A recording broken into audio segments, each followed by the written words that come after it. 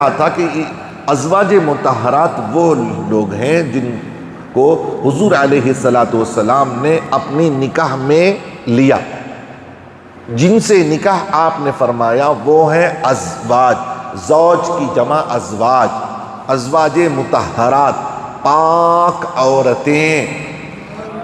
ابھی جہاں محفل میں گیا تھا میں نے شروع میں وہی بات کہی کہ حضور علیہ السلام سے جس چیز کو بھی نسبت ہو جاتی ہے وہ پاک ہو جاتا ہے، وہ چیز پاک ہو جاتی ہے۔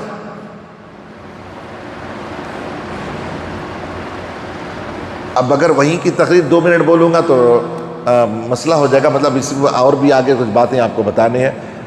ہر چیز، جس چیز کو بھی نسبت ہوئی، حضور کے جوتے، اب تو میں پہلے جوتے کہوں گا، جب تک وہ جوتے حضور سے نہیں لگے تھے جوتے تھے، وہ چپل تھے، اس کو چپل بولو، اس کو جوتے بولو۔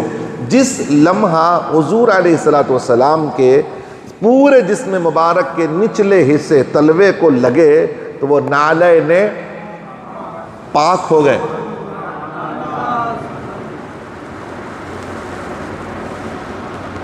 اب جس زمین پاک، جس زمین کو آپ نے قدم رکھا، جس زمین پر جب حضور کے جسم مبارک لگے تو اب وہ زمین کیا ہو گئی؟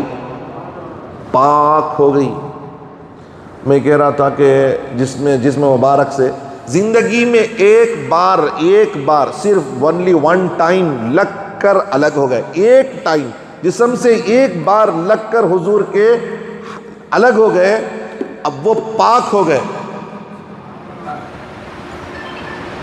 حضور علیہ السلام ایک جگہ دعوت میں گئے، ایک صحابی کے گھر جانے کے بعد آپ نے تناول فرمایا، کھانا کھا لیا آپ نے، کھانا کھا لینے کے بعد آپ نے دسترخوان سے ہاتھ پوچھ دیا۔ حضرت سرکار دو عالم وسلم کی سنت مبارکہ ہے دسترخوان پر ہاتھ پوچھنا، حضور علیہ السلام کی سنت مبارکہ ہے یہ، آپ دسترخوان پر ہاتھ پوچھا کرتے تھے، پوچھ لیتے تھے۔